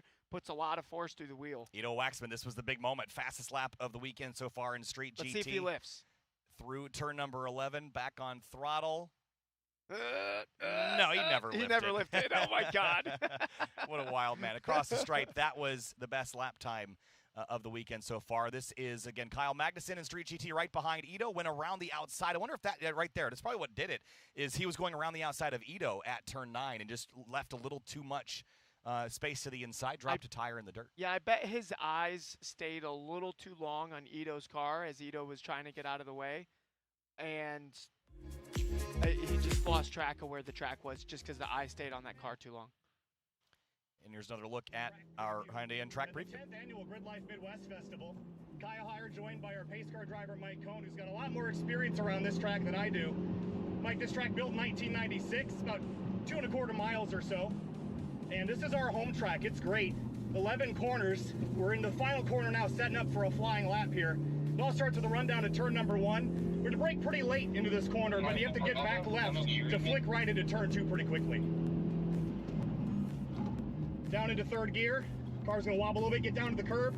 Track out here to turn 2, kind of mid-track. Gonna brake in here a little bit. A little sideways. Get down to that curb. Back on throttle. And accelerate out towards turn number 3. Turn 3's apex is incredibly late, Mike, so you have to really wait to get to it. But then it leads onto a pretty long straight. Throttle on here, use the turbo power. Down to turn 4. This is a flat out kink here. Up into 4th gear, turn 5 and 6. Double left-hand combination on the brakes for the first part. Car's gonna wobble down to the curb, track out all the way to the edge of the track, then turn in for turn 6. Use all the road on exit all the way out to the curbing, and then back up into 4th gear, but just for a split second because we're going right back to 3rd, and then into turn 7. In here, we're gonna track all the way out to the edge of the road.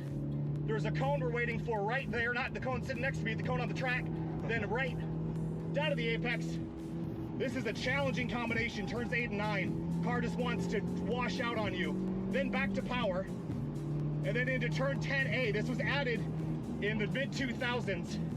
Challenging entry because it's downhill. You tuck it in real tight here, wait for the understeer to go away, then back on power, use all the track on exit, blind crest over the hill here to turn number 11. And this is where you get your straightaway speed. This Hyundai Elantra N 95, we're gonna get over 100 here. How about 106 miles an hour? On the brakes a little early here, down to 3rd gear. We're gonna turn in for turn 11, get down to the apex, back on power, and that's your Hyundai N track preview lap here in the Hyundai Elantra N at the 10th annual GridLife Midwest Festival.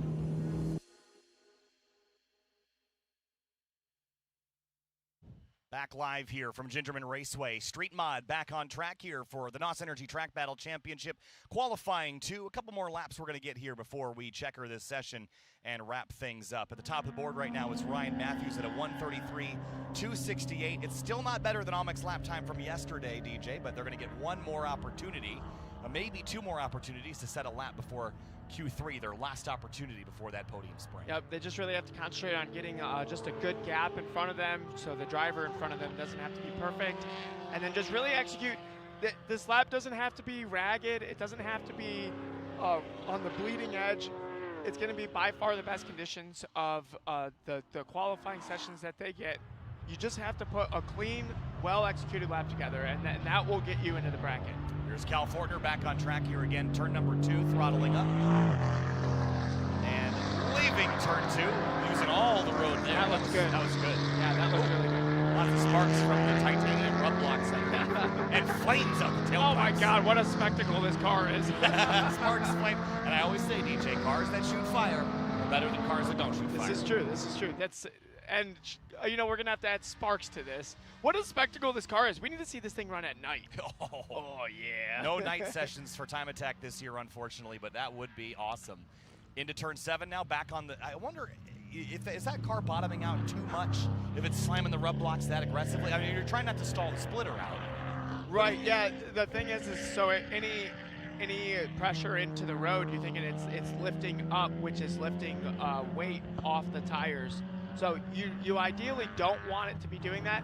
A couple little pucks, and like if you see a spark here and there, that's just oscillations in the road. That's fine. But what you don't want is when you hit the brakes for it just to be a spark show. It looks like Al might he put a couple packers in that front suspension to help keep the pucks off. See that initial hit?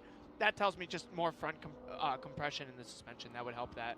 Through turn number 11 for Cal Fortner, his best lap time is a 1:34.7 from yesterday, and it is, well, that was very close.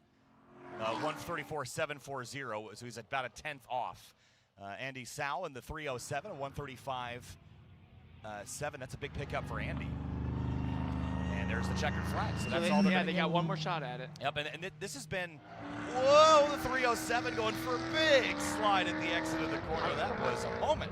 I'm going to say that was on purpose. I would say so. That's Andy, by the way, Andy Sal, who just went quickest that he's gone so far this weekend.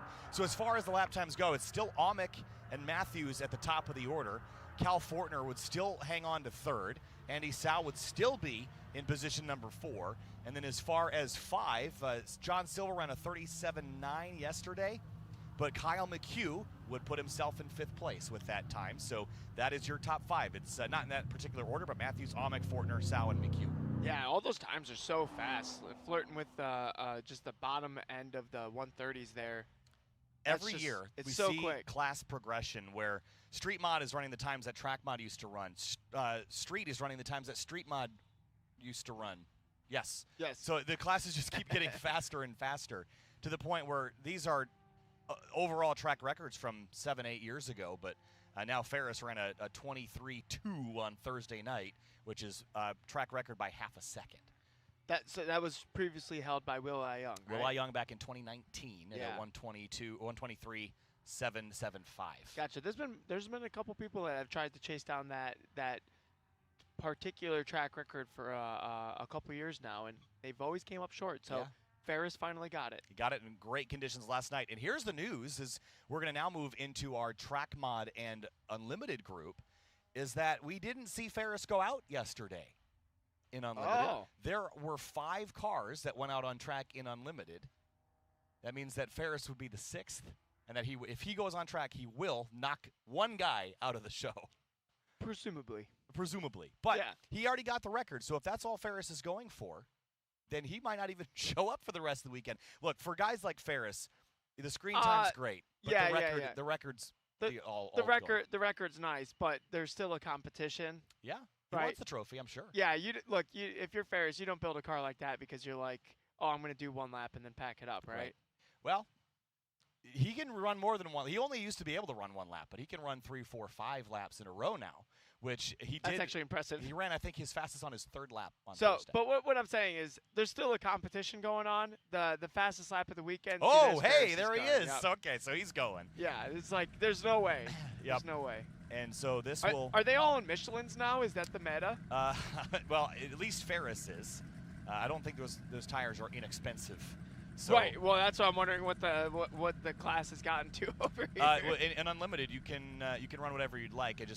These are probably unobtainium for a lot of drivers, but also the thing about the Michelins is that, from what I understand, they don't come up to temp right away. They actually need a couple laps. Which is why Ferris had adjusted his cooling so that he could make it a couple more laps. Yeah. I think it was Road America a couple years ago, 2021, where he was pushing water after 3/4 of an outlap, and he just ran the lap blowing water. just being a whale. Yeah, so and he's got it now to the point where he can run a couple of laps. But I don't expect Ferris to break the track record again this morning. All I'm expecting him is to run down a baseline lap that'll get him in the podium sprint and just and give it a go. But he might try. I mean, he's just going to go out and drive a lap.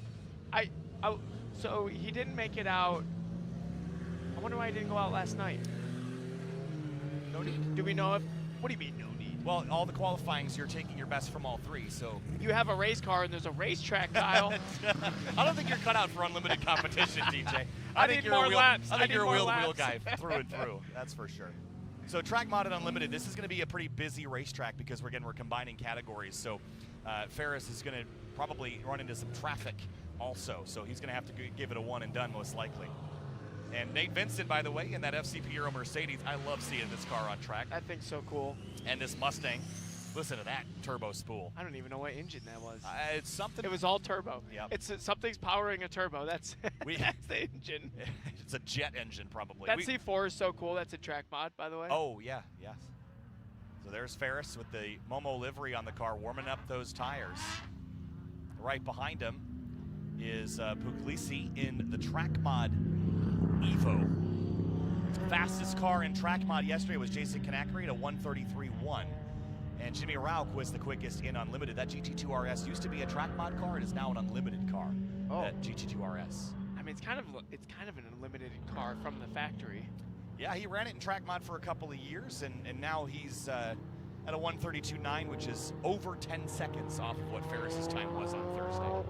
That's pretty wild. That's pretty wild. What are the statistics on Ferris's car? Do we know how much power he makes? He can make north of 1,200 at full boost, but he told me that he's probably not going to run full boost most of the weekend.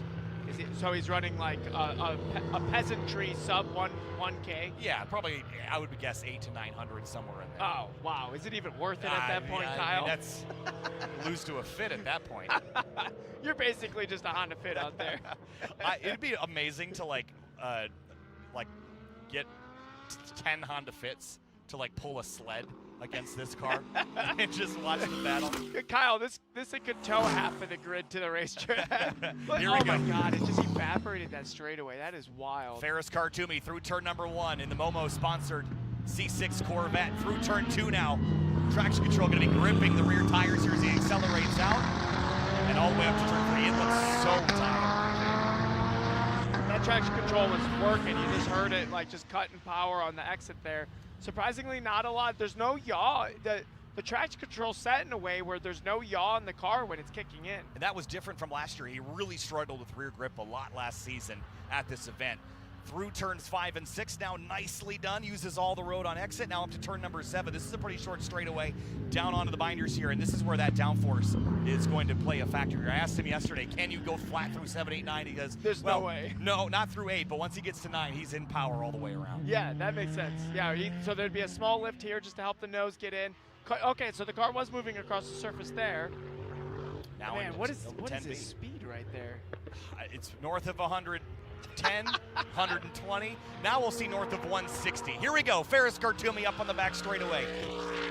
And the V8 twin turbos screaming now towards turn number 11. 160, 170 on the brakes for turn number 11. Here comes Ferris. His best time was a 123.2 on Thursday night. He might not beat that. It looked pretty good.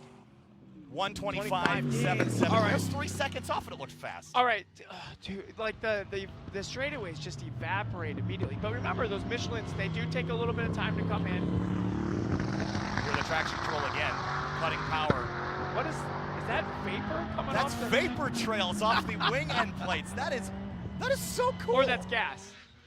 Maybe. That might be gas flying out the side. Well, that would stink. Yeah, because I saw it in the exit of turn 3, and you're not going fast enough. I was going to say, that's like watching like an F-16 do I was like, what? This doesn't make any sense. I'm like, the speeds that we're going shouldn't create vapor trail. My brain was exploding. It was so cool.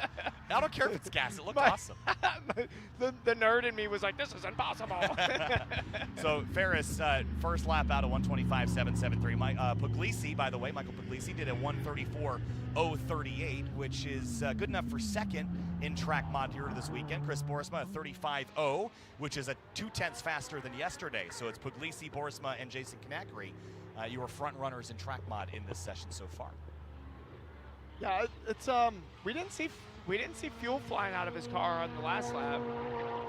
Dallas Reed did a 136.4. That was a second faster than yesterday.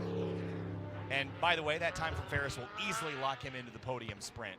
and that would knock out Jeremy Selenius, who's in a Mustang right now. He is on track. We'll see if he improves his time from yesterday, but he'd have to knock out Andreas Bertulis in the Lexus RCF. He has 2 seconds to make up to catch. All right, so Ferris is going for another flyer here.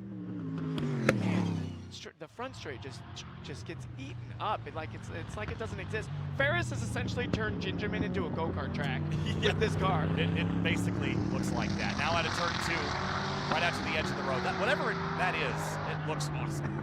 It does look cool. I don't care if it's vape smoke. But look, if you look here, you might be able to see it. Nah, see, I think he's using enough fuel where nothing's coming out. Now to turn 4 into turn 5. This is a really fast section in this car as well. Leaning on that front downforce. Watching the splitter kind of vibrate in the air there a little bit. That was a much bigger problem in the past. Honestly, the aero balance on this car looks really good. You see how he's on the brakes and he's not chipping his splitter off the ground. I think he's bailed out of this lap. Yes. Yes. So didn't like how that lap was going, so he will woe it down. So he can circulate, but it doesn't seem like it. Like just watching Ferris's behavior here, it seems like he can circulate a couple laps, but really he can only, if the lap's not going super well, then he bails out of it to give himself another shot, because it looks like he can't do 2 laps full out in a row. Right. Dallas Reed, by the way, huge pickup for Dallas, up 4 seconds from his PB from yesterday, a 1:33.459 in unlimited. That puts him second quick.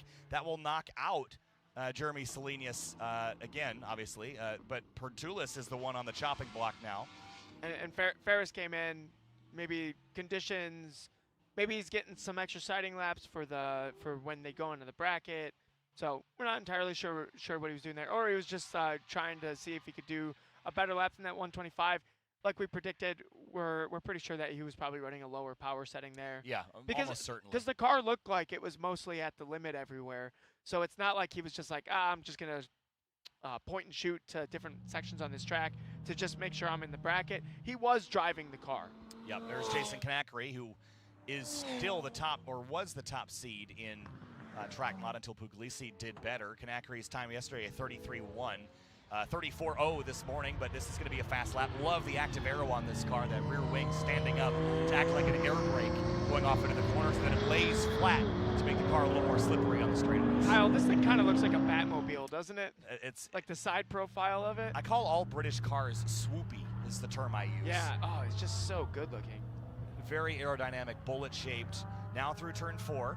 I've been in this car at Heartland Park with him last season, and it just gets to 130 and just keeps accelerating like there's no air resistance doesn't exist. Was McLaren the first car to do aero brakes? Because that's so silly. I don't think so, but it is definitely. It's so cool. Active aero is allowed in track mod, and we haven't seen a lot of that because building your own system feels like a real big liability.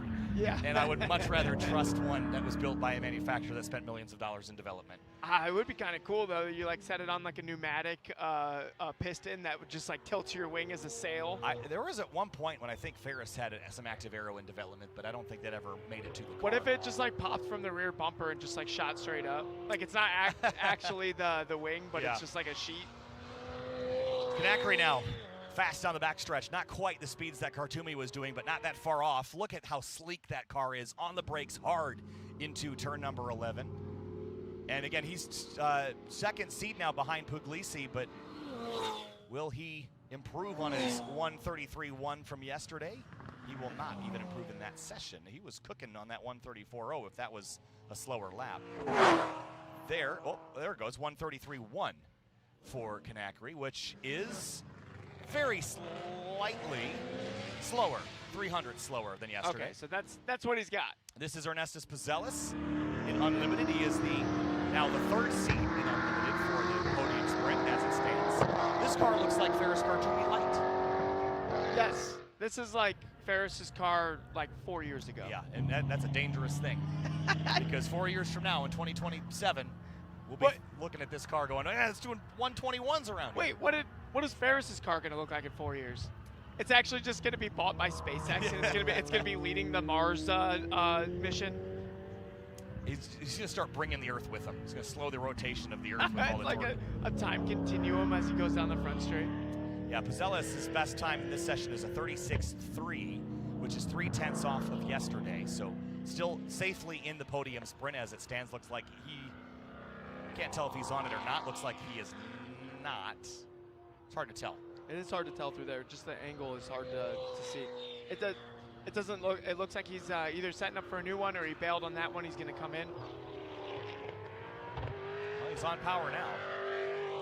What if he sets his fastest lap? That's happened so many times. Like, he's on a cooldown. Usually it happens with the fits. Yeah. And you're like, oh, no, that was a track record. And at least he's set up. No, he pushed into 11. He's trying. 36.3 was his best so far today. And we'll see when he rolls back around here what that time was worth. 35.8. It was a pickup. It was a pickup. See? Oh, man, now we feel bad. Ferris back out on track. A lot of traffic out there now. I see Andres Bertulis, and there was one other driver in Unlimited I saw on track that we didn't see yesterday. So that would mean that there would be 2 Unlimited drivers eliminated after Q3. Yeah, the problem with leaving the track and then coming back on is you're never going to be in the, because it's gridded by lap time. So if you're the fastest, you'll be out in the front. And the way that it's going to interact with traffic is you have a way less chance to catch traffic unless you catch the person on the very back of the field. Now that Ferris is out there right now, he's kind of in the middle, so that he's in an area of pace that's a lot different from his car. So I see it going to be kind of tough for Ferris to find a clean, traffic-free lap, like coming back out into the racetrack. So he's going to get one more go at this. He's obviously driving a little slower to give the drivers ahead of him some time to clear. But then he's going to have cars behind him unless they're also in cooldowns. Right. Yeah, it's tricky when you jump out in the track in the middle. And this was the goal of the podium sprint, was to give everyone that qualified 2 laps all to themselves. And so that's what Ferris will get later. But there he is, cooking that car out of turn number 11 across the stripe. Here he comes. Turn 1. Look at the speed of this thing into the first turn. Making sure to set up for turn 2 here. Nose of the car looks good. Some entry rotation. Did a great job using all the racetrack there. I just love listening to this car. So at this point, he's going for it. I wonder, Kyle, if he put the kill tune on. Maybe. He told me he wasn't going to do that, and I think he's bailed out of it again. All right, Ferris, if you're listening to this, we need like some LED lights or something on the side of your car so we understand what tune you have on. Like red lights for murder, blue lights for like pedestrian, I'm going to get groceries mode. They have a thing called a Lumarank that they use over in the SRO series that goes in the windshield, and it can say 3 digits or numbers. But that's just like their class number, right? It could be anything. It could be his power levels. We'll need 4 digits though. We'll just do like 999. We just know it's kill. I thought about getting one of those like roadside speed signs to put trackside. Yeah. To just for reference on how fast drivers are going, but they don't make them in 3-digit versions. Yeah. So we need to get like a speed gun and like tape it to the also, wall. have you seen videos where people beat like speed cameras and stuff like that because it's not calibrated for speeds that you can fly by them at? No, I haven't seen that. Right. Well, he could break it. So Ferris just in and out. He's back in. So we're expecting a checkered here pretty shortly for TrackBattle, Track Mod, and Unlimited. And again, Q3 is coming up a little later today. One last opportunity to get yourself into the podium sprint. But DJ, we saw a lot of drivers improve on their lap times and a little bit of shuffling, especially in Club TR. That's the class that's going to be the most fun to watch, I think, later today because it's so close between the drivers in 4th through 7th. Yeah, and especially when it gets to the brackets later, whoever does end up getting into the bracket, it's going to be fun because the pressure is on, and when the pressure's on, that's when the true champions come out to shine. Bronson McNeighbor and Profab V8 swap Miata ITBs on this car. That car is fighting for every inch of racetrack on the exit of that car. Short wheelbase, tons of power, very light. Big slide there at the exit of 3, but well controlled. We got the checker in hand here. I don't think that he has seen the checker. I think this is his last flying lap. Unless this is the fastest in-lap you've ever seen, Kyle.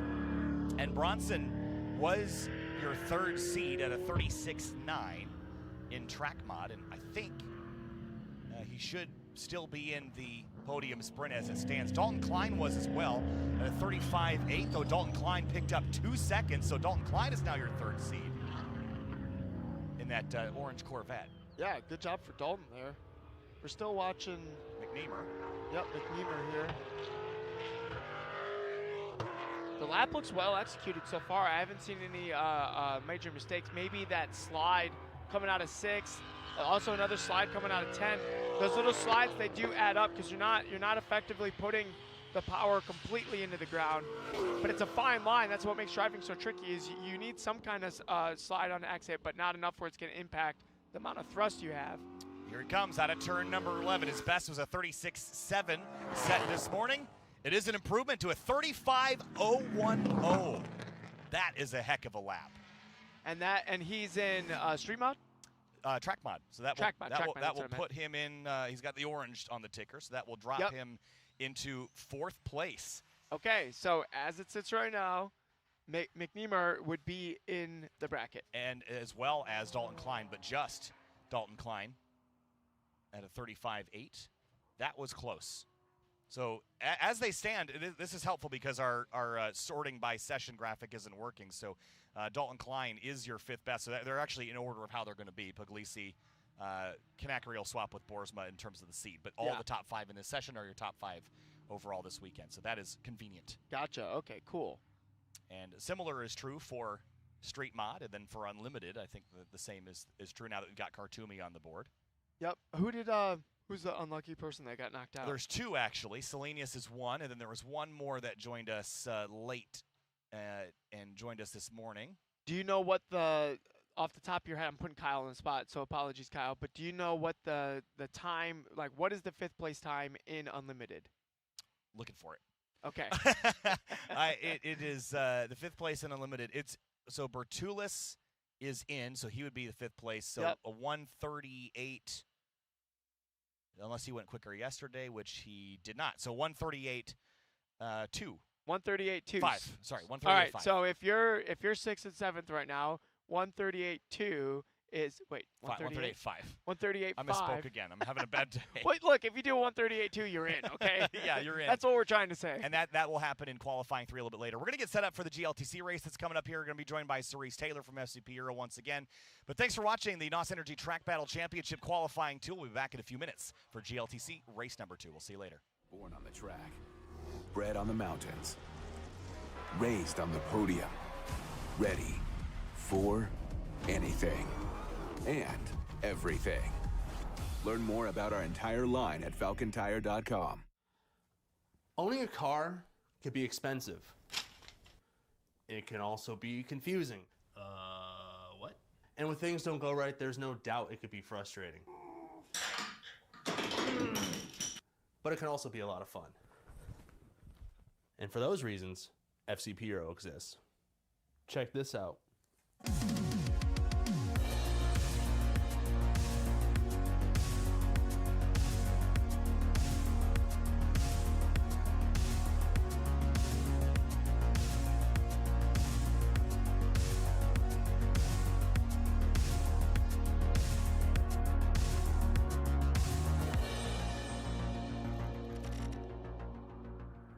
Do you and your car a favor and head over to fcpro.com to learn more.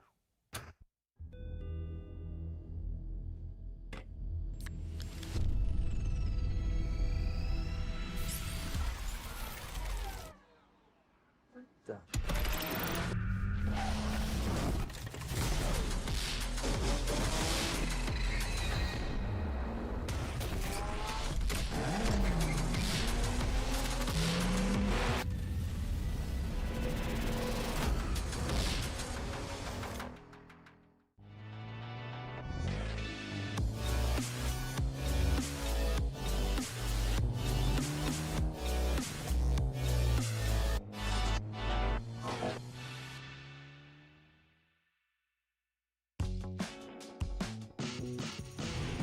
Hi, I'm Chris Forsberg, and when it comes to classics and high-performance cars, I only trust America's #1 racing oil, Valvoline VR1. It's built on Valvoline's long legacy in racing, so I can continue to build my own. With 2 times more zinc than the industry standard, VR1's high-performance formula is tested on the track and trusted on the road to ensure your engine is protected from metal-to-metal contact. And I use it so much, I haven't got my car on the bottle. That's why whether I'm racing or cruising, I protect everything I drive with Valvoline. Valvoline, trusted for over 150 years. Born on the track, bred on the mountains, raised on the podium, ready for anything and everything. Learn more about our entire line at falcontire.com. Owning a car can be expensive. It can also be confusing. What? And when things don't go right, there's no doubt it could be frustrating. But it can also be a lot of fun. And for those reasons, FCP Hero exists. Check this out.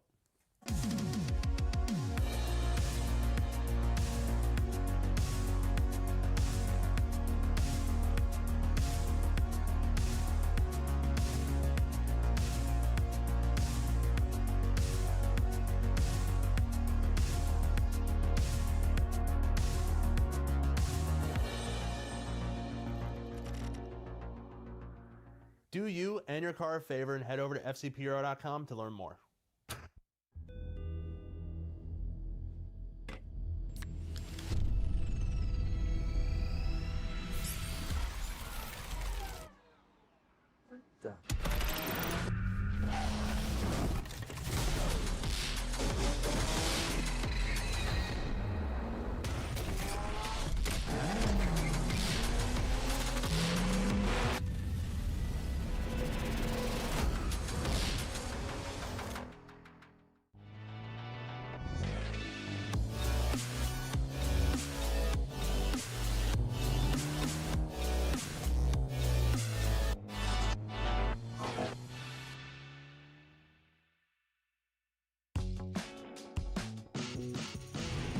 Hi, I'm Chris Forsberg, and when it comes to classics and high-performance cars, I only trust America's #1 racing oil, Valvoline VR1.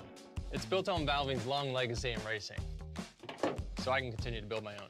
With 2 times more zinc than the industry standard, VR1's high-performance formula is tested on the track and trusted on the road to ensure your engine is protected from metal-to-metal contact. And I use it so much, I haven't got my car on the bottle.